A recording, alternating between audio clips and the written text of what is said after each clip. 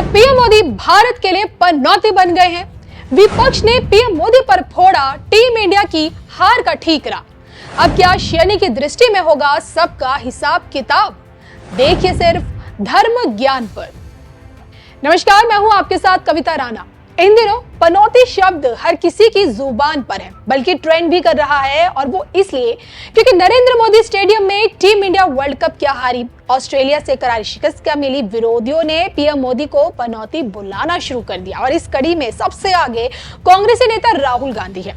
उन्होंने team India की हार पर राजस्थान में एक रैली को संबोधित करते हुए बयान दे दिया कि अच्छा भला वहां हमारे लड़के वहां वर्ल्ड कप जीत जाते, लेकिन पनौती ने हरवा दिया। तो टीवी वाले ये नहीं कहेंगे, ऐसा राहुल गांधी का बयान है।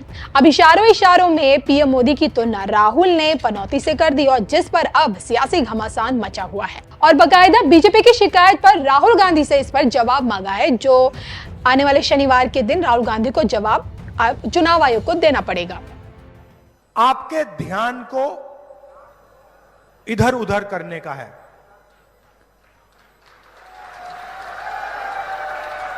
और अदानी का काम आपकी जेब काटने का है। दोनों आते हैं, एक टीवी पे आता है, आपसे कहेगा हिंदू मुस्लिम, कभी क्रिकेट मैच में चला जाएगा,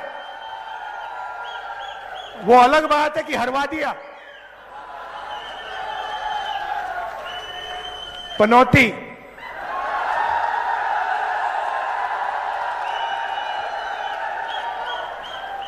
पीएम मतलब पनौती मोदी। तो पीएम मोदी को पनौती बोलने वालों में सिर्फ देखिए राहुल गांधी इकलौते नेता बिल्कुल नहीं है, बल्कि इस कड़ी में दो बड़े और नेता हैं। एक है बंगाल की मुख्यमंत्री ममता बनर्जी, और दूसरे हैं उद्धव गुट के शिवसेना सांसद संजय राउत। बंगाल के दीदी ने पीएम मोदी पर निशाना साधते हुए उन्हें पापी कहा है। खुलकर बोली है कि भारतीय टीम ने इतना अच्छा खेला कि उन्होंने वर्ल्ड कप में सभी मैच जीते, सिवाय उस मैच को छोड़कर जिसमें पापी लोगों ने भाग लिया था।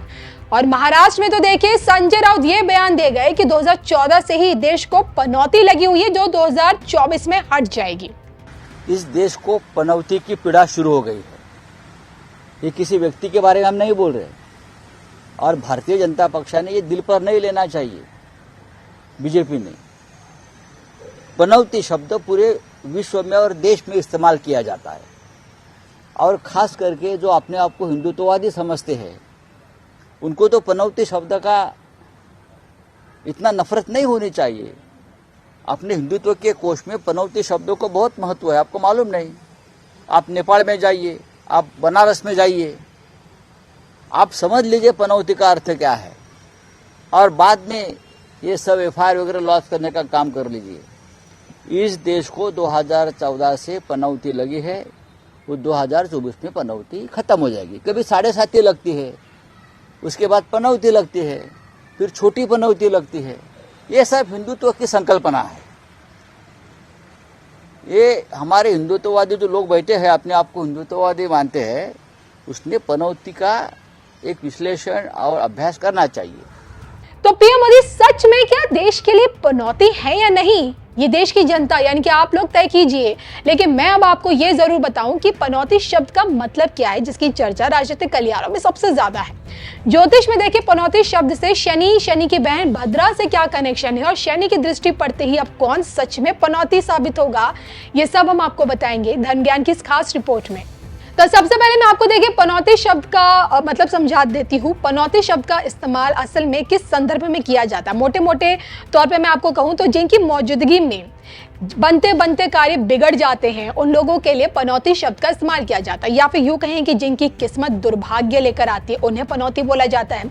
और इसी के साथ पनौती शब्द का इस्तेमाल ज्योतिष के संदर्भ में शनि से जोड़ा गया, जो कि देखिए शनि की 7.5 सालों की होती है, और ढैया 2.5 सालों की होती है। और कर्मों के अनुसार परिणाम ही शनि का काम है देना, और इसे लोग इसे पनौती से भी जोड़ते हैं, क्योंकि देखिए जो कि शनि अपनी दशा में दंड देने से चूकते नहीं है। कर्मों अनुसार जब शनि की दशा में भाग्य साथ नहीं देता है तो उसे पनौती कहा जाता है। लेकिन ये पनौती हमेशा कष्टकारी रहे ऐसा बिल्कुल नहीं, क्योंकि देखिए शनि के न्यायिक चक्र में अगर आप अच्छा कार्य करेंगे तो परिणाम भी अच्छे मिलेंगे। तो वहीं शनि की बहन भद्रा को पनौती से जोड़ा गया है। शास्त्रों में देखिए इस बात का वर्णन है कि भद्रा की मौजूदगी में तबाही मचती है और इसलिए स्वयं ब्रह्मा ने भद्रा को तीनों लोकों में स्थान दिया और उनका समय भी निर्धारित किया। इसी के साथ भद्रा से कहा गया कि जब भी कोई शुभ काम भद्रा के समय पर होगा उस काम में बाधाएं आएंगी और उस काम का शुभ फल तुरंत नष्ट हो जाएगा। और इसलिए शनि की बहन भद्रा को भी पनौती के रूप में जाना गया। यानी कि 100 बात की एक बात ये कि शनि और भद्रा दोनों का संबंध पनौती से जोड़ा गया है। बहरहाल जो लोग देखिए ये कहते हैं कि पीएम मोदी देश के लिए पनौती हैं, और जैसे कि आपने सुना भी होगा, उन्हें ये मालूम होना चाहिए कि पीएम मोदी जैसी पनौती की डिमांड पूरी दुनिया में है इस वक्त, क्योंकि पाकिस्तान को इस बात का मलाल है कि उनके पास मोदी जैसा वजीर आजम क्यों नहीं है। पीएम मोदी की लीडरशिप में देखिए आज हमारा भारत कामयाबी की जिन ऊंचाइयों पर है उसे देखते हुए दुनिया के बाकी देशों को भी ऐसी पनौती जरूर पसंद है।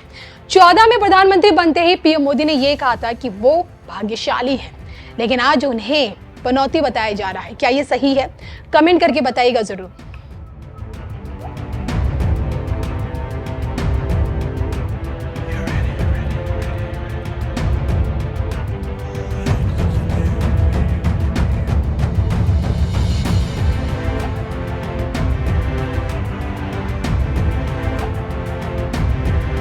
मेरे परिवारजनों, व्रत के बारे में हमारे संतों ने कहा है, वृंदावन सो वन नहीं, नंद गांव सा गांव, बंसी वट सो वट नहीं, कृष्ण नाम सो गांव।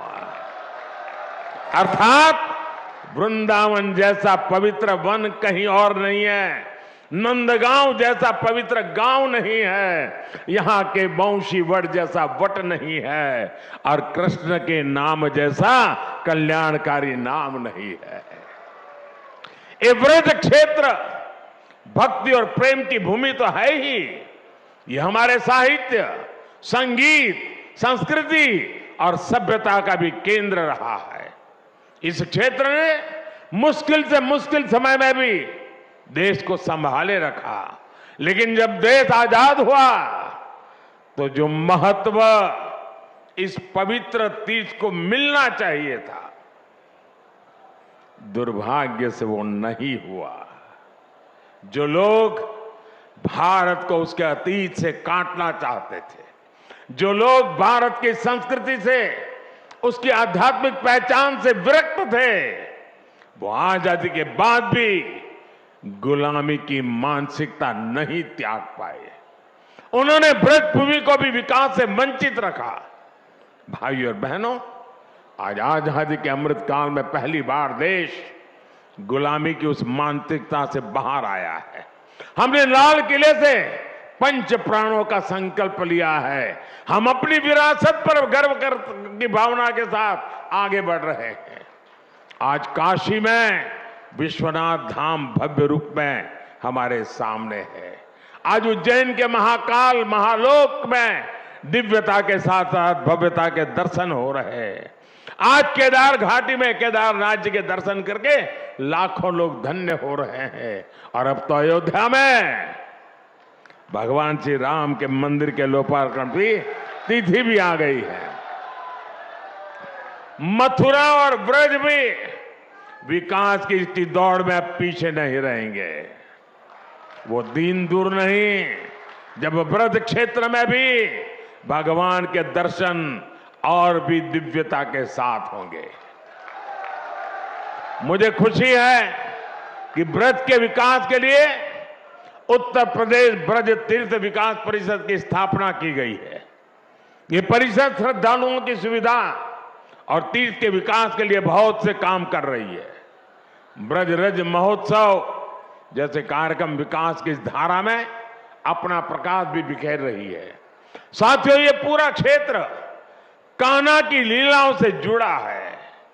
मथुरा, वृंदावन, भरतपुर, करौली, आगरा, फिरोजाबाद, कासगंज, पलवल, बल्लभगढ़ जैसे इलाके अलग अलग राज्य में आते हैं।